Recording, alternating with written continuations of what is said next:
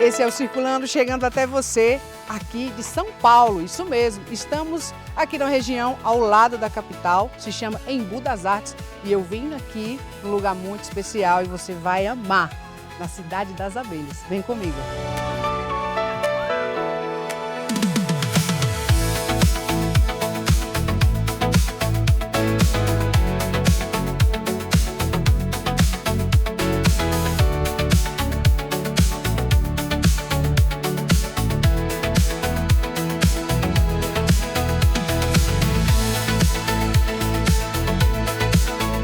Já estamos aqui na Cidade das Abelhas e quem vai nos receber é a Helenice, ela que é gerente administrativa.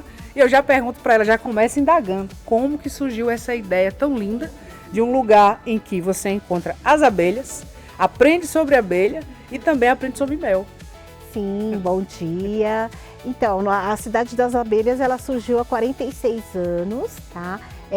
Na verdade, o Wilson, que é o nosso diretor, ele na época o filho dele tinha um problema de saúde e aí indicaram a ele a tomar o mel e aí ele foi começando a se interessar pela história das abelhas.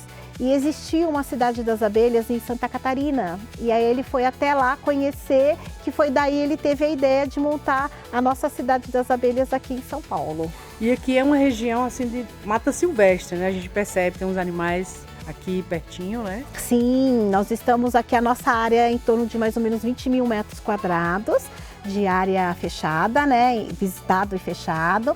E a gente tem, sim, algumas espécies de animais, né? A gente tem saguis, de vez em quando a gente vê bicho preguiça, a gente vê tucanos, algumas espécies de aves também. Então, essa ideia nasce a partir de uma situação familiar, né? Do coração do Wilson. E aí ele começa a desenvolver e ele pensava que ia chegar ao ponto de ter o lazer, né? Porque tem muita visitação de escolas, né? Famílias que vêm. Como que funciona aqui? Então, a gente, no início, era uma visitação simples, né? Nós só tínhamos a loja com a venda dos produtos.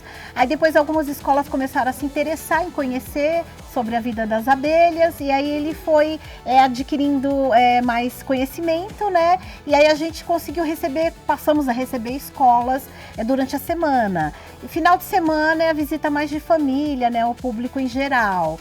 Mas esse tempo que a gente está aqui, né, dentre esses 46 anos, uns 30 anos que a gente começou já a receber escolas aqui para passar um pouco dessa importância dos insetos, né, para a natureza. Isso. E a gente está na frente aqui do museu, então você pode explicar aqui essa parte para nós do museu? Sim, então aqui a gente conta um pouquinho da história da abelha, né? Então a gente conta aqui as fases da abelha operária, que ela vive 45 dias. Então, dentre esses 45 dias de vida dela, ela tem uma tarefa diferente dentro da colmeia. Aqui nós temos o mural também, que é o desenvolvimento de cada uma, né, da abelha rainha, que ela nasce de 15 a 16 dias, vive de 3 a 7 anos. O zangão, ele nasce aos 24 dias e vive de 60 a 80 dias. Explica essa questão do zangão e da abelha rainha, que as pessoas ainda acabam confundindo, né? Sim, então, a rainha, nós falamos que ela é a mamãe da colmeia, né? Então, ela fica somente dentro da colmeia fazendo a postura de ovos e ela vive de 3 a 7 anos. O zangão, nós falamos que ele é o papai da colmeia, então a única tarefinha dele é sair para namorar com a mamãe rainha. E ele sai, ele vai para esse voo, aí aqueles que não conseguiu alcançá-la no voo, volta para a colmeia. E aí nós falamos que ele é um grande boa-vida, porque ele só não faz nada, né, dentro da colmeia, ele só ainda é alimentado pelas abelhas operárias. E a abelha operária, que vive 45 dias, é que faz tudo dentro da colmeia, né? Então, toda a tarefa de sair para coletar néctar, para fazer o mel, do pólen, de limpeza da colmeia, de alimentar outros ovinhos, são todas as tarefas da abelha operária. E você falando que ela tem um tempo determinado, né? Cada abelha, e é pouco tempo, não chega nem a 2 meses, né? Isso, 45 dias a abelha operária. E a rainha, ela vive de 3 a 7 anos, por quê? Porque ela é alimentada de geleia real. Então a rainha, ela desde que ela é um ovinho até ela morrer, é alimentada somente de geleia real. Por isso que ela vive de 3 a 7 anos. Posso dizer assim, as fases, né? Isso, a gente tem a pupa, né? A pré-pupa. Chama pupa, isso aqui. Isso, a fase larval, né? Pré-pupa, pupa, até o nascimento da abelha. E aqui a gente tem um fato interessante, como que a rainha nasce. Ela nasce de cabeça para baixo, como se fosse uma casquinha de amendoim. Aqui. Enquanto que a operária e o zangão, eles nascem de um alvéolo normal. Então, até no nascimento, a rainha, ela nasce diferente. Como é que você chamou isso aqui? Alvéolo. Alvéolo. Isso, alvéolo, que é onde a rainha faz a postura do ovo. E a operária também usa uma parte do alvéolo para fazer o depósito do mel. Como que é produzido isso, né? Então, a abelha operária, ela tem algumas enzimas dentro do organismo dela que ajuda a produzir a cera de abelha. Então, nós falamos assim que a abelha operária, ela faz tudo, né, dentro da colmeia, desde sugar o néctar para fazer o mel, coletar o pólen, a produção da própolis e da cera também. E acredita-se que a abelha constrói os alvéolos sextavados porque a visão dela é assim. Então, ela constrói os alvéolos todos sextavados. O mel, ele não é igual, né? Dependendo de onde ela vai coletar ali aquele pólen. O néctar. O néctar. Isso. Então, o apicultor, ele quer coletar mel de flor de laranjeira. Então, o que ele vai fazer? Ele vai visitar a abelha, né? Ele vai colocar as colmeias no meio do laranjal. A abelha, ela vai visitar a flor de laranjeira. Só que ela voa até 2, 3 quilômetros atrás de alimento. Então, se na região, além de flor de laranjeira, tiver alguma outra flor, ela vai visitar. Só que predomina a florada de laranjeira, que é que está mais próximo da colmeia. O eucalipto é a mesma coisa. O apicultor coloca as abelhas, as colmeias, no meio do eucalipto. Ela vai visitar a flor de eucalipto. E o silvestre, que é todas as flores, não tem uma flor específica. Então, o mel, ele depende da flor que a abelha visita. Então, a escolha é da abelha. Isso, a escolha da abelha. Sempre o apicultor coloca as colmeias. Lá, mas aí é ela que vai dar o tom, né? Ela que escolhe. Isso. Então ela visitou uma flor, encontrou bastante néctar nessa flor, ela volta para a colmeia, faz um requebrado forte para indicar às irmãzinhas dela que ela encontrou comidinha perto de casa. Se o alimento, isso aí, saem todas as campeiras até aquele local. Se a fonte de alimento está muito longe de casa, elas fazem um requebrado mais lento para indicar que ela visitou. Nem todas as campeiras vão até aquele local. Interessante. Então, elas se comunicam através da dança das abelhas. E aqui vocês têm, né, essa estrutura, né, para essa criação. E você já chegou a ver essa dancinha, tudo assim? Então, no enxame do vidro, a gente consegue visualizar. A gente vai lá, né? Nós vamos lá conhecer. Vai lá descobrir vamos essa parte. Vamos ver essa dança das abelhas. Nós temos como eram as colmeias antigamente, né? Elas eram feitas de palha, foi feita de barro, até chegar na colmeia de madeira, que foi a que elas mais se adaptaram. Aqui. Isso. Sim. Aí aqui a gente tem a colmeia, que ela é dividida em ninho, que é onde a rainha faz a postura de ovos, e em cima é a melgueira, que é onde a abelha operária faz o favo de mel. Então aqui, ó. É bom explicar como que funciona. Opa. O apicultor, ele pode deixar ela desse jeitinho, só encaixa as madeirinhas. Só encaixa aqui a madeirinha. Mas hoje em dia, 100% praticamente dos apicultores já usam a cera alveolada, que é a cera que foi reaproveitada. Eles têm eles um método tira que só o mel. transforma ela em placas, né? E aí vai colocar as placas aqui e a abelha só vai ter o trabalho de abrir os alvéolos para fazer o depósito do mel ou para a rainha fazer a postura dos ovos. E elas já se adaptam a isso, a abelha? Sim. Ela consegue entender? Sim, porque para facilitar, digamos, o trabalho delas e para agilizar a produção de mel, né? Aí o apicultor usa essa placa, né, cera alveolada, porque elas só vão ter o trabalho de abrir os alvéolos e fazer o depósito do mel. E aí ele vai colher o mel. E quantas abelhas que são as produtoras, né, as operárias, quantas que vem numa caixa dessas? Olha, em cada colmeia são em torno de mais ou menos de 30 a 40 mil abelhas. 1000 abelhas. Isso. Então, a maioria são abelhas operárias, né? Uma pequena parte são os zangões e somente uma rainha. Então, dentro de cada colmeia só existe uma rainha. E aí, como você falou que elas têm um determinado tempo de vida, né? elas vão morrendo, elas voam e morrem, saem? Elas não ficam na colmeia ou morrem na colmeia? Como é que acontece? A gente costuma até passar isso para as crianças, que ela vira uma vovozinha e ela abandona a colmeia e vai morrer fora da colmeia. É muito difícil ela morrer dentro, a não ser que tenha pegou alguma doença, algum inseto atacou aquela colmeia. Aí sim, mas normalmente elas abandonam a colmeia e vão morrer fora da colmeia. Vou chamar o intervalo comercial, mas a gente vai voltar já já, porque tem mais coisas sobre a abelha aqui. Voltamos com mais circulando e muita abelha, gente. Olha que lindo aqui esse lugar. Eu pedi aqui pro Leandro, câmera, pegar. São vários beija-flores aqui. E eu vou até perguntar aqui pra Helenice, né? Como que chama essa árvore? É cerejeira japonesa. A cerejeira japonesa. Olha que linda. E o detalhe, gente, que como é numa reserva florestal, a natureza aqui, ela reina. Você consegue perceber, até pelo respirar, o ar é bom. Muito bom, muito gostoso. Você precisa vir aqui, hein? Conhecer a Cidade das Abelhas. Vamos continuar a nossa conversa aqui, que tá muito bom. Não sei se você percebeu aqui, vou pedir para a câmera dar uma panzinha aqui para você ver, que agora as crianças vão amar esse lugar, porque foi feito também já para acolher as crianças que vêm. Além delas aprenderem e terem essa aula, como que vivem as abelhas, elas também vão se divertir. Olha só que tobogã de abelha, gente.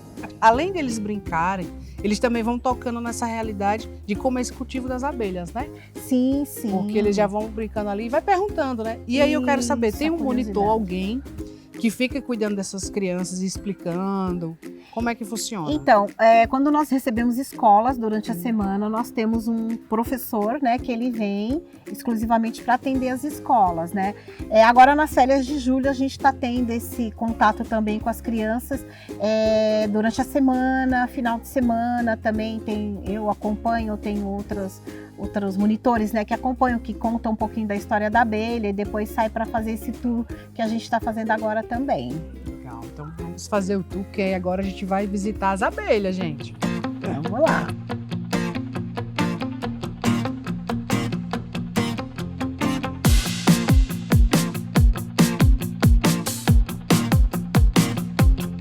Aqui na Cidade das Abelhas tem duas curiosidades.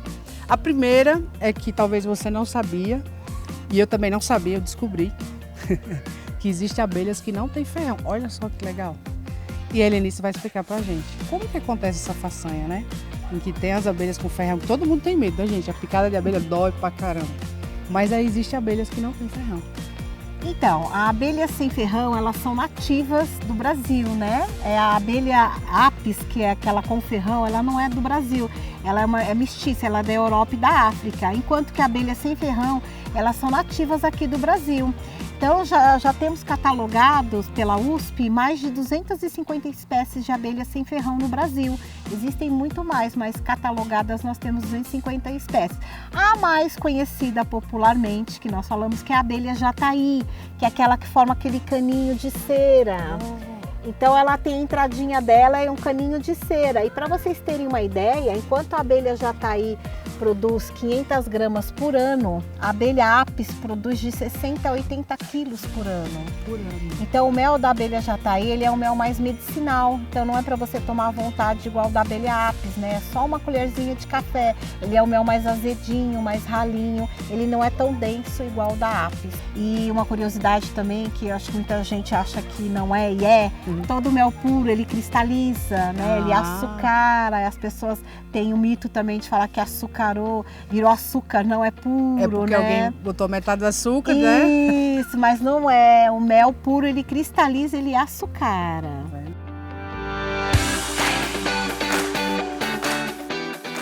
Gente, agora a gente vai entender como é a abelha por dentro, né? O organismo da abelha. É isso, Helenice? Vamos lá, a gente vai conhecer o organismo da abelha rainha e o organismo da abelha operária. Nós temos aqui, desse lado de cá, o organismo da abelha operária, que a gente tem o caminho do néctar, onde ela suga o néctar da flor, transforma ele em mel. Deixa eu só te perguntar, o néctar é o branco, o fio branco ou o vermelho? Isso, aqui a gente só deu uma diferenciada, né? Só pra pessoa saber que ela sugou o néctar do é o vermelho, e depois devolveu ele pela boca de novo. Que é o branco já vai ser o mel. Desse lado aqui a gente tem o organismo da abelha rainha. Só a rainha que nasce com o ovário desenvolvido. A abelha operária, ela não tem o ovário.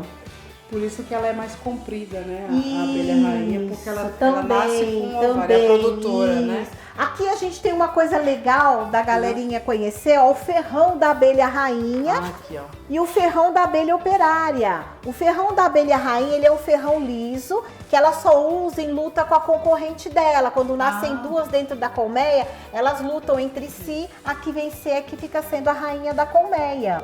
Já o ferrão da abelha operária, ele é em forma de serrote. Então, quando a abelha operária nos pica, ela morre, porque junto com o ferrão dela vem uma parte do organismo dela e ela acaba morrendo. E quando ela morre, ela exala um cheirinho que atrai outras para aquele local que ela morreu. O zangão, ele não tem ferrão. E o nome de zangão? Super manso. E né?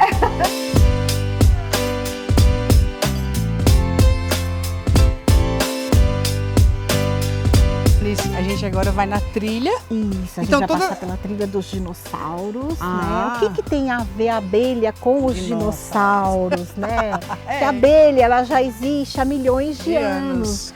Ela veio desde a época dos dinossauros, né? E aí elas sobreviveram a toda aquela catástrofe que teve com os dinossauros. Por elas serem uns insetos pequenininhos, né?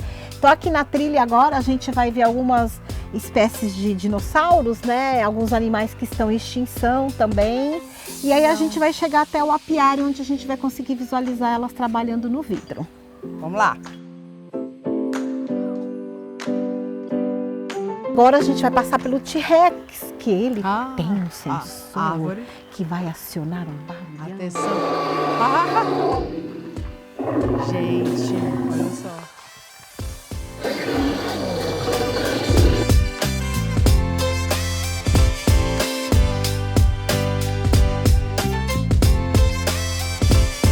Quase que eu tomo um banho.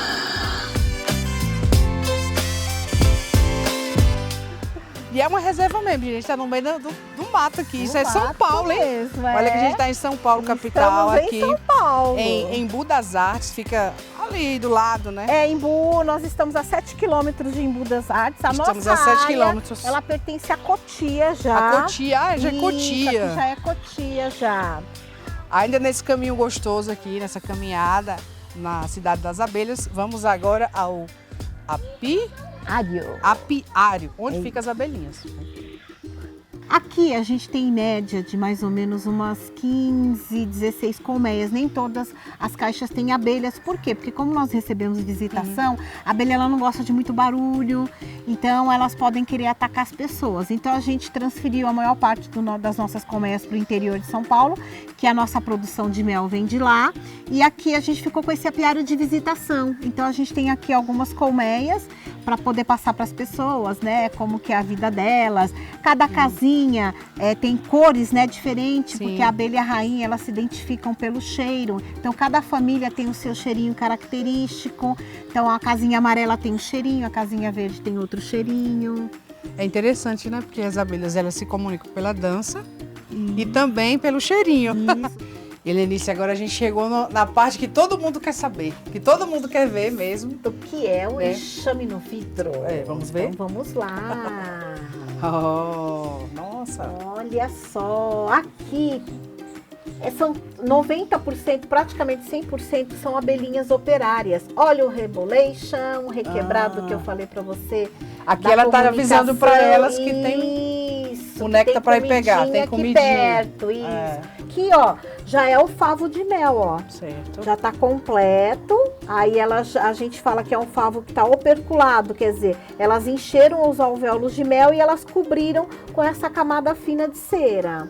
Aqui não dá pra gente achar a rainha, dá? Não, a rainha, como Tá ela bem fica escondidinha. protegida, a gente não consegue visualizar. Então aqui praticamente 100% As aqui operárias, são né? abelhas operárias. Até o zangão é mais difícil Isso da também. gente E a abelha, visualizar. a abelha rainha ela tem que ficar guardada mesmo, porque ela é a mãe, né? Digamos assim. Então ela fica Isso, mais. ela fica mais protegida, né? As abelhas operárias acabam protegendo ela. Como a gente tem outros quadros atrás desse daqui, Sim. então a gente não consegue ver a abelha rainha. É muito difícil ela vir para a parte da frente, e também porque a abelha ela trabalha no escuro, né?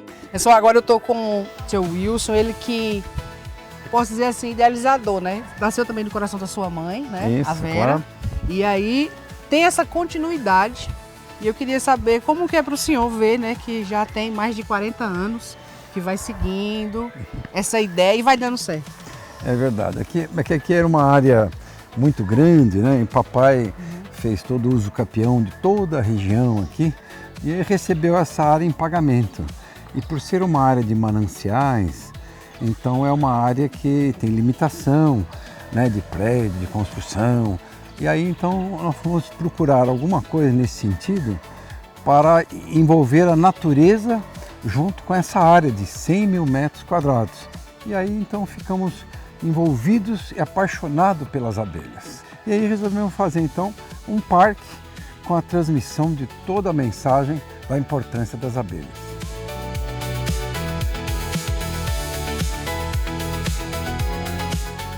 Essa aqui são nossas plantas que nós trouxemos, 30 mil mudas que nós temos aqui de astrapeia, e ela só floresce no inverno. Então dá o alimento que falta para as abelhas no inverno, é exatamente a astrapeia, dombeia. Então nós fazemos tudo para plantar durante a época do outono e inverno. Por quê? Porque na primavera ou verão as abelhas já têm alimento na natureza. Sim. E quando falta alimento, então nós fomos procurar algumas mudas e fomos fazendo uma, duas, três. E hoje são quase 30 mil mudas que nós temos aqui na área de 100 mil metros da cidade das abelhas.